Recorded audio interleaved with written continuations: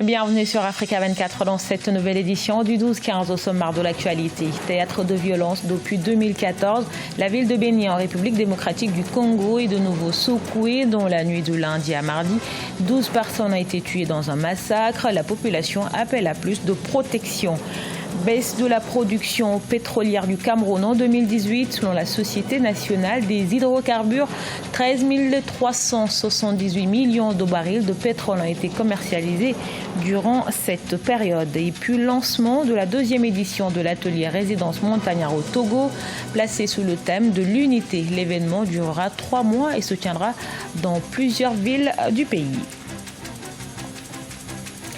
Mais tout d'abord au Bénin, le domicile de l'ex-président Thomas Boni est toujours encerclé par les forces de sécurité. Depuis ce mercredi, un conteneur de la police est stationné devant sa demeure. À noter que cette tension est née suite aux élections législatives du 28 avril dernier où l'opposition n'a pas pu participer juste après ce scrutin qui a connu une abstention record. Les 1er et 2 mai dernier, il y a eu des violences et des morts à Cotonou à proximité de la résidence de l'ancien président qui reste cloîtré chez lui.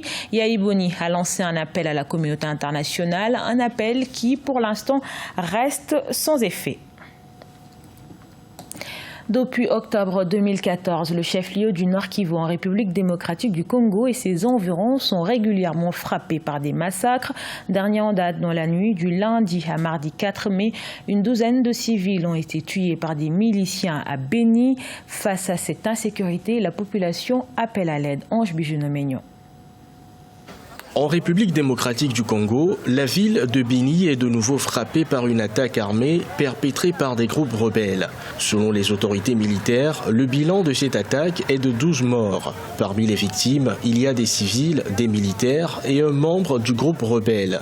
3 jours avant cette attaque, l'armée congolaise avait déclaré avoir neutralisé 26 rebelles dans la même ville. Nous avons perdu nos mères, nos enfants. Mon plus jeune frère a été massacré et nous ne savons toujours pas où son corps est, ni où il a été enterré. Le groupe État islamique, région Afrique centrale, a revendiqué sans preuve formelle de récentes attaques contre des positions de l'armée dans le territoire de Béni. La nouvelle attaque a provoqué la colère des populations qui exigent un retour de la paix dans cette ville. Nous demandons au président de la République de poursuivre son travail de sécurisation du pays pour que nous puissions être en paix. Il n'y a pas d'autre moyen de nous aider et nous avons vraiment besoin de paix. La ville de Béni a été l'un des premiers foyers de l'épidémie Ebola qui a été déclarée le 1er août 2018.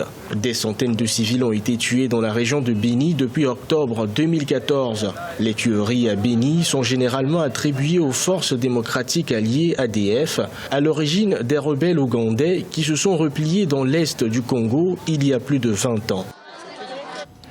Il succède à Maria Fernanda Espinosa de la Guinée équatoriale. Le Nigérian Tijani Mohamed Bondé est le nouveau président de l'Assemblée générale des Nations unies, deuxième Nigérian à occuper ce poste. Il prendra ses fonctions en septembre. Sa nomination lors de la 87e séance plénière de l'Assemblée à New York était attendue car il était le seul candidat en lice pour l'Afrique qui accède à cette présidence tournante tous les 5 ans. Je vous propose de l'écouter. La paix, la sécurité, la lutte contre la pauvreté, l'éducation, la lutte contre la famine et le réchauffement climatique seront au cœur de mon mandat. Je suis déterminé à promouvoir tout type de partenariat qui nous permettrait d'atteindre nos objectifs et de faire déployer tous les moyens nécessaires pour assurer la paix et la prospérité, notamment pour les plus vulnérables. Puisque l'ONU n'a pas encore pu répondre à toutes les attentes de ses pères fondateurs en ce qui concerne la prévention de nombreux conflits violents et atroces, nous devons assumer la responsabilité collective de rendre le monde meilleur, plus sûr et plus pacifique. La promotion des droits de l'homme et l'autonomisation des femmes et des jeunes méritent une attention particulière et je me consacrerai à la promotion de la parité homme-femme dans l'ensemble du système des Nations Unies, à partir de mon propre bureau.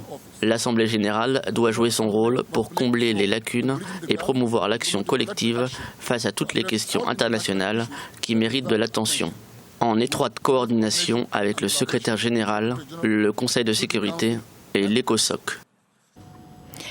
Dans le reste de l'actualité, au Cameroun, les ressources de pétrole ouvertes à l'exploitation sont en phase de déplétion. C'est ce qu'annonce la Société nationale des hydrocarbures. L'entreprise en veut pour preuve la baisse enregistrée dans la production de pétrole brut du pays. Le Cameroun, qui dispose d'une réserve de 200 millions de barils de pétrole, envisage désormais la valorisation de 9 nouveaux blocs pétroliers. Nathalie Mo.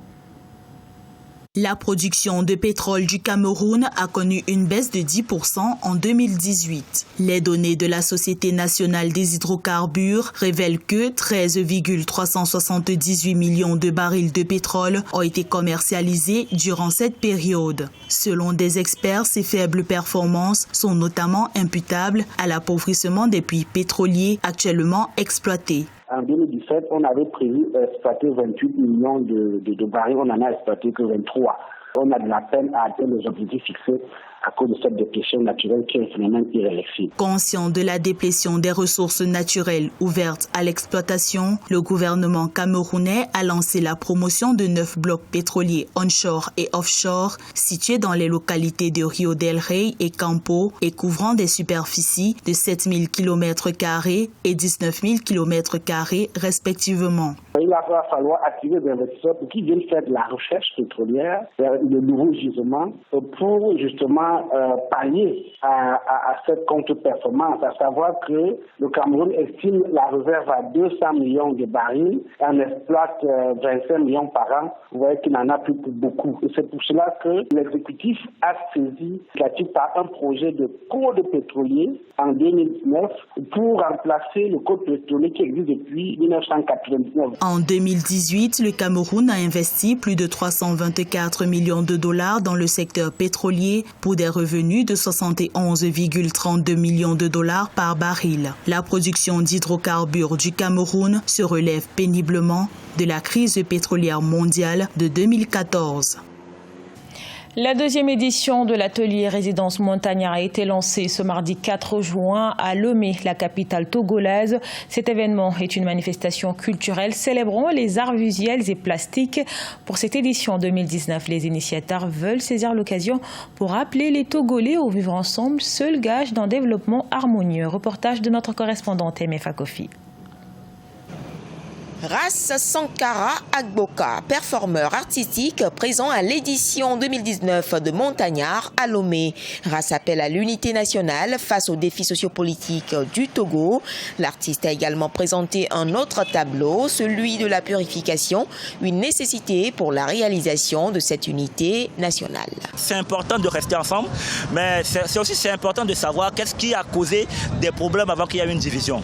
La responsabilité maintenant revient à chacun de nous. Quand nous parlons de l'unité, nous parlons de l'unité de l'être même. Quand tu es un avec toi-même, tu pourrais partager cette unité avec les autres. Cette installation de performance artistique est possible grâce au projet montagnard Minodou, qui signifie Restons unis. L'initiative est de l'artiste plasticien Soke Edor, financé par le Fonds d'aide à la culture.